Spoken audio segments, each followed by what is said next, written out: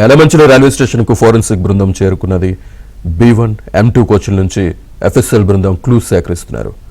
2 బోగుల్ని FSL బృందం క్షుణ్ణంగా పరిశీలిస్తోంది. ఇప్పటి వరకు మంటలు ఎలా చెలరేగాయన్నది మిస్టరీగా మారింది.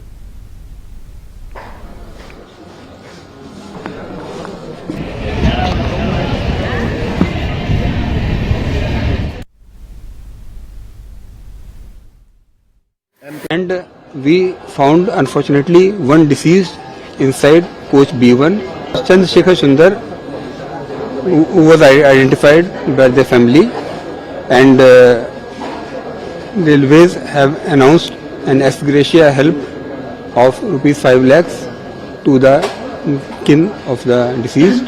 Called 2 extra coaches from Visakhapatnam to take care of the passengers who were travelling on board this train in these affected coaches, and the train was reformed and moved from the station towards its destination with all the further. CRS South Central Circle has undertaken a statutory inquiry into this, and currently the evidence collection by both forensics and Commission of Railway Safety is in progress. The dates for the inquiry by Commission of Railway Safety will be notified soon. Ernakulam express 12:30 ఆ టైంలో అనకాపల్లి ఎక్కాను. అక్కడి నుండి పెరంబూర్ వెళ్తున్నాను. B1 కోచ్లో నేను ప్రయాణిస్తున్నాను.